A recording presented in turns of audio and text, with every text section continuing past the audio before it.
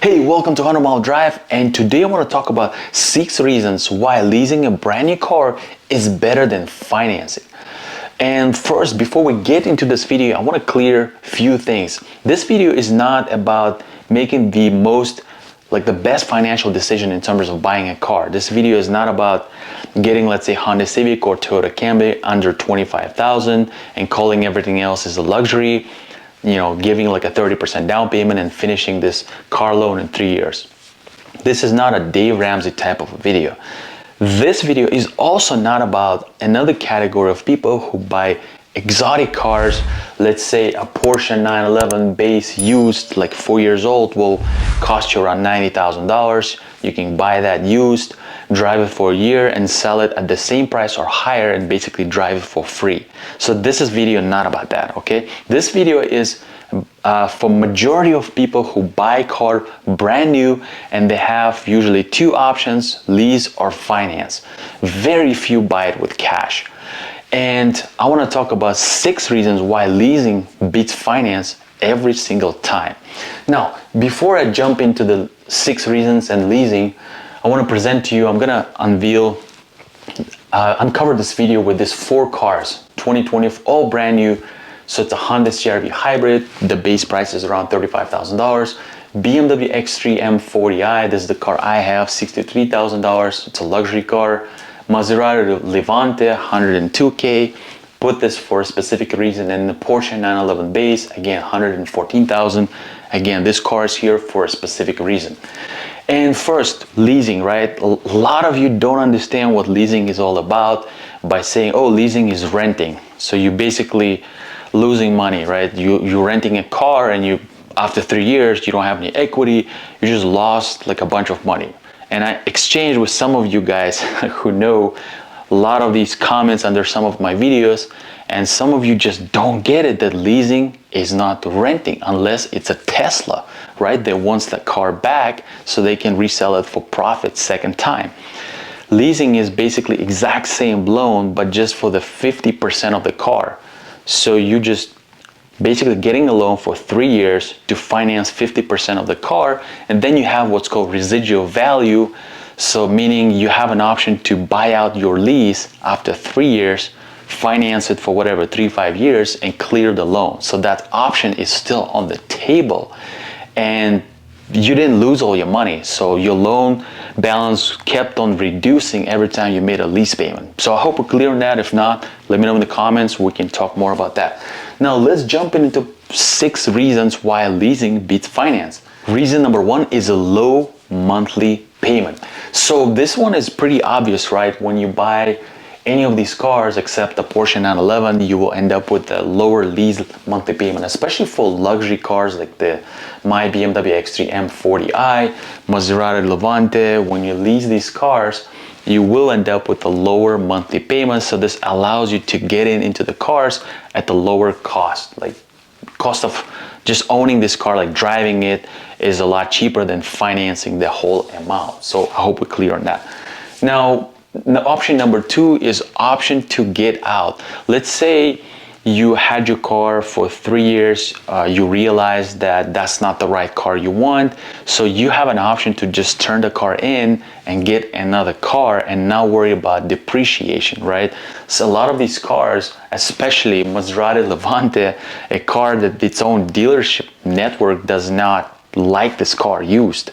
So when you leasing it, you have an option to just turn the keys and then just walk away from this car, period. Where if you finance it, well, after 3 years, you'll be surprised that you only get fraction for your car of what it's worth. And I even know examples where somebody leased Maserati Ghibli. They decided to buy it after 3 years of lease because of that 2020 COVID. There was a used car shortage, and a year later, when that lady wanted to sell the car, she still had a $30,000 loan balance, and it was only worth $16,000. So Maserati is really notorious for bad used car value.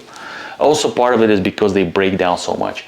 So even the X3 M40i, especially luxury cars, when you finance them after 3 years, a lot of them still carry a negative equity. So I hope we're clear on that. Option number 3 is taxes. This one, not many of you know that when you finance a car, you pay taxes on the full amount.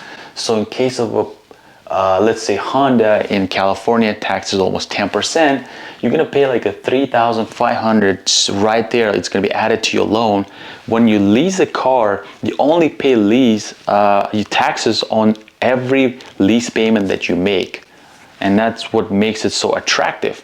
In a sense, you know, if the car was totaled, if the car was, you know, you traded it, you only pay taxes on the time that you had the car.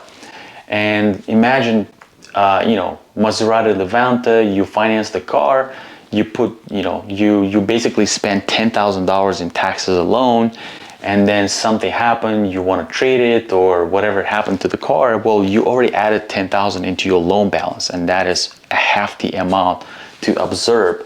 So trading a car from finance is a lot more difficult when you, instead of like leasing.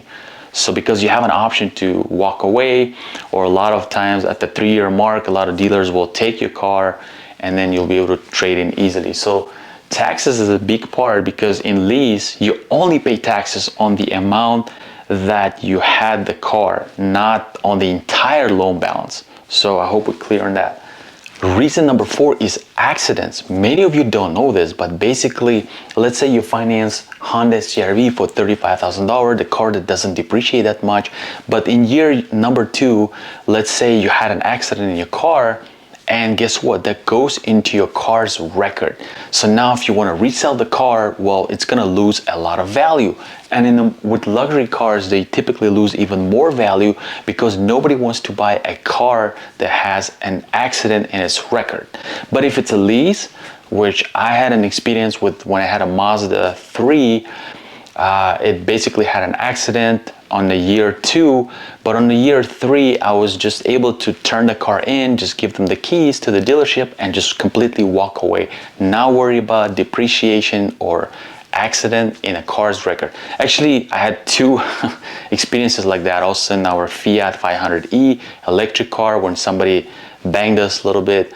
Again, it was repaired by insurance, but at the end of the lease, I just walked away from the car, not worrying about depreciation. Now, the reason number 5 is dealerships are more motivated to make deals when it's a lease versus a loan. Why? Well, because they have a reason to get the car back and resell it in the used car market to make another 4,000 or 5,000. If you didn't know, dealers make more money on used cars than the new cars. So when you're leasing the car, let's say a BMW X3 M40i, I got 10% MSRP off on that cars, because they were willing to aggressively negotiate, because they know they're going to get the car back, hopefully, and be able to resell it again. But when you're financing, you will negotiate upfront a little bit. Hopefully you'll get a deal.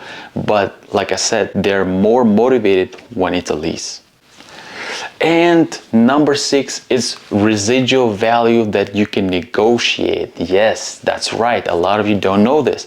This applies more to luxury cars than the regular cars, but basically you can negotiate your residual value. So this gives you a second chance to try to knock off some money from your loan balance. Basically, when your lease is over, you want to buy out your loan, your lease, you want to keep the car. Now, in many cases, luxury brands like BMW, Mercedes, they will automatically adjust your residual value like a few $1,000s less. It happened with my BMW 4 Series convertible.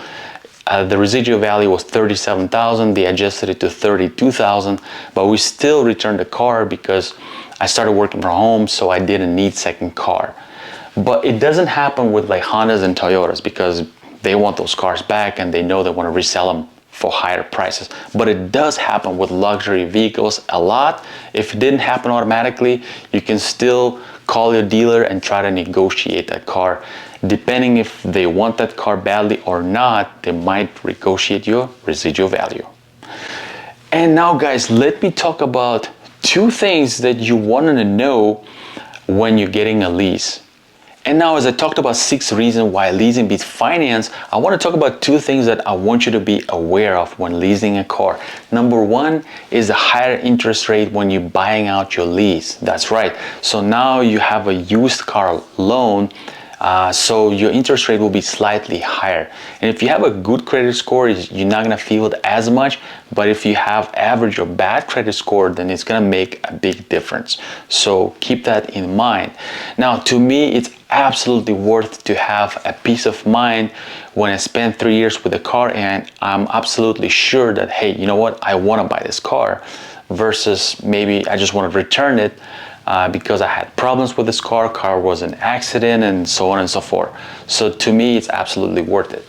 Now, and the number 2 is dealer fees. Make sure when you're buying out your lease, dealers don't add any extra unwanted fee. You should never be paying disposition fee because you're buying your car. And you should never be paying any other fees. Like, I know cases where Toyota started adding reconditioning fees on the lease buyout, even though they are not even taking the car back. You literally drove to the dealer, signing the paper to buy out your lease, and they're adding reconditioning fees. That's crazy to me, but I know some people who paid that, and I make sure you don't get into that trap. So I hope you found value in this. Let me know what you think in the comments.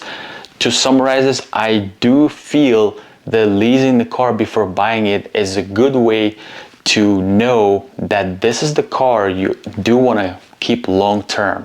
Okay, in my cases, a lot of times I like to, switch the cars because I like to try different cars, and I have my review channel that shows that I like different cars. But in your case, even if you want to buy a long term, it's a good peace of mind to make sure you're not buying a car that's breaking down a lot, that you're gonna keep after the warranty. You're not buying a car that was an accident or that's depreciating like crazy and you didn't know about this. Well, you have all that peace of mind to think what do you want to do after 3 years.